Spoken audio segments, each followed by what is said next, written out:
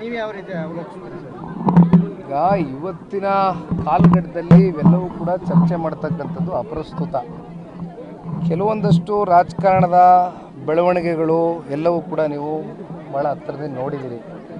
ನಿಮ್ಮ ಹತ್ರ ಏನೋ ಮುಚ್ಚುಮರೆ ಮಾಡಲಿಕ್ಕೆ ಆಗೋದಿಲ್ಲ. ಮಾಧ್ಯಮದ ಮಿತ್ರರು ನೀವು ಹಾಸನ ಜಿಲ್ಲೆ, ಮೈಸೂರು ಜಿಲ್ಲೆ ಎಲ್ಲ ಕನೆಕ್ಷನಲ್ಲಿ ಇರ್ತಕ್ಕಂಥವ್ರೆ, ಎಲ್ಲ ನೋಡ್ತಾ ಇರ್ತೀರಿ ಏನೇನು ನಡೀತಾ ಇದೆ, ಏನೇನು ಬೆಳವಣಿಗೆಗಳಾಗಿದೆ ಅಂತ. ಬಹುಶಃ ಏನಿಲ್ಲ, ಈಗ ಚಾಮುಂಡೇಶ್ವರಿ ವಿಧಾನಸಭಾ ಕ್ಷೇತ್ರ ಜನತಾದಳ ಪಕ್ಷಕ್ಕಿರ್ಬೋದು, ಅದರಲ್ಲೂ ಸನ್ಮಾನ್ಯ ದೇವೇಗೌಡರು ಸಾಹೇಬ್ರ ಮೇಲೆ, ಕುಮಾರಣ್ಣನ ಮೇಲೆ ಭಾಳ ಅತ್ಯಂತ ಅಭಿಮಾನಿಗಳು ಇರ್ತಕ್ಕಂಥ ಕ್ಷೇತ್ರ. ನಮ್ಮನ್ನು ಪ್ರೀತಿಸ್ತಕ್ಕಂಥ ಒಂದು ದೊಡ್ಡ ವರ್ಗ ಆ ಕ್ಷೇತ್ರದಲ್ಲಿದೆ. ಸ್ವಾಭಾವಿಕವಾಗಿ ಕೆಲವೊಂದಷ್ಟು ಸಾರ್ವಜನಿಕ ವಲಯದಲ್ಲಿ ನಿಂತು ಚುನಾಯಿತ ಪ್ರತಿನಿಧಿಗಳು ಚರ್ಚೆ ಮಾಡಿದಂಥ ಸಂದರ್ಭದಲ್ಲಿ ಒಂದಷ್ಟು ಕಾರ್ಯಕರ್ತರಲ್ಲೂ ಕೂಡ ಇರುಸುಮುರುಸು ಉಂಟಾಗಿರ್ತಕ್ಕಂಥದ್ದು ಕೂಡ ಸತ್ಯ. ಆದರೆ ಈಗ ಇಲ್ಲಿ ಮಾಧ್ಯಮದ ಮುಂದೆ ಇವೆಲ್ಲವೂ ಕೂಡ ಮಾತನಾಡಿ ಇತ್ಯರ್ಥ ಆಗ್ತಕ್ಕಂಥದ್ದು ಯಾವುದೂ ಇಲ್ಲ.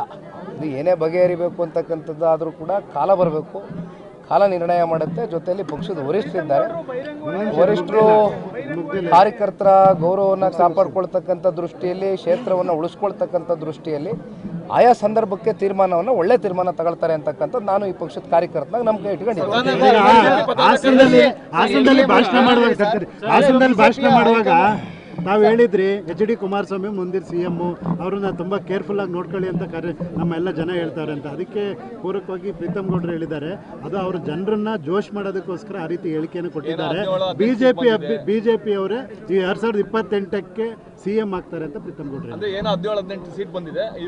ಜನತಾದಳ ಪಕ್ಷದ ನಾಯಕತ್ವದ ಚುಕ್ಕಾಣಿಯನ್ನು ಹಿಡಿದಿರ್ತಕ್ಕಂಥದ್ದು ಸನ್ಮಾನ್ಯ ಕುಮಾರಣ್ಣ ಅವರು. ಸನ್ಮಾನ್ಯ ದೇವೇಗೌಡರು ಸಾಹೇಬರು ಹಾಗೂ ರೇವಣ್ಣ ಸಾಹೇಬರು, ದೇವೇಗೌಡರು ಸಾಹೇಬರ ಮಾರ್ಗದರ್ಶನ, ರೇವಣ್ಣ ಸಾಹೇಬರ ಒಂದು ರಾಜಕೀಯದ ಶಕ್ತಿಯು ಕೂಡ ಭಾಳ ಪ್ರಬಲವಾಗಿದೆ. ಅವರ ಜೊತೆಯಲ್ಲಿ ಈ ನಾಯಕತ್ವದ JDS ಪಕ್ಷದ ನಾಯಕತ್ವದ ಚುಕ್ಕಾಣಿ ಹಿಡಿದಿರ್ತಕ್ಕಂಥವ್ರು ಸನ್ಮಾನ್ಯ ಕುಮಾರಣ್ಣ ಅವರು.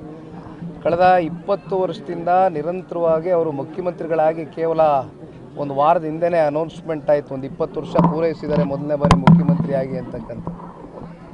ಇವತ್ತಿಗೂ ಕೂಡ ಕುಮಾರಣ್ಣ ಅವರು ಕೊಟ್ಟಂಥ ಆಡಳಿತ, ನಾನು ಜನರೊಂದಿಗೆ ಜನತಾದಳ ಮಾಡಿದಾಗ 9,000 ಕಿಲೋಮೀಟ್ರ್ ಪ್ರವಾಸ ಮಾಡಿದ್ದೆ, 52 ಕ್ಷೇತ್ರ ಓಡಾಡ್ಕೊಂಬಂದಿದ್ದೇನೆ ಮೊದಲನೇ ಹಂತದಲ್ಲಿ.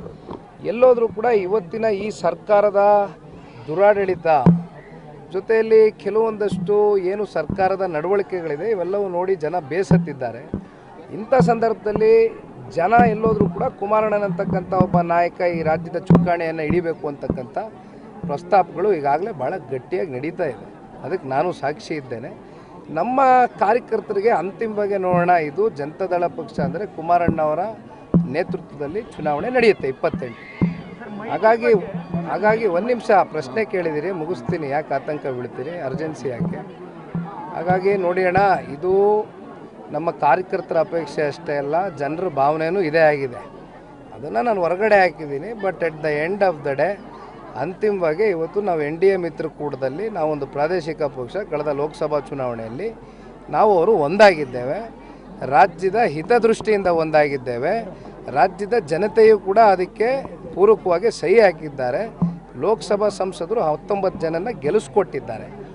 ಬಹುಶಃ ಇವತ್ತು ಕುಮಾರಣ್ಣ ಅವರು ಮುಂದೆ ಮುಖ್ಯಮಂತ್ರಿ ಆಗ್ತಾರೋ, ಆಗಬೇಕು, ಏನಾಗಬೇಕು, ರಾಜ್ಯ ರಾಜಕಾರಣಕ್ಕೆ ಅವ್ರು ಯಾವಾಗ ಬರಬೇಕು, ಇವೆಲ್ಲವೂ ಕೂಡ ಭಾರತೀಯ ಜನತಾ ಪಾರ್ಟಿಯ ರಾಷ್ಟ್ರೀಯ ನಾಯಕರು ಕಾಲ ಬಂದಂಥ ಸಂದರ್ಭದಲ್ಲಿ ಕೂತ್ಕೊಂಡು ಚರ್ಚೆ ಮಾಡಿ ನಿರ್ಣಯ ತಗೊಳ್ತಾರೆ. ಅಲ್ಲ, ಈಗ ರಾಜ್ಯ BS ಯಡಿಯೂರಪ್ಪನವರು ಕೂಡ ಅನಿವಾರ್ಯತೆ ಇದೆ, ನಾವು ಒಟ್ಟಾಗಿ ಹೋಗಬೇಕು ಅಂತ ಹೇಳ್ತಾರೆ. ಆದರೆ ಕೆಲವು BJP MLA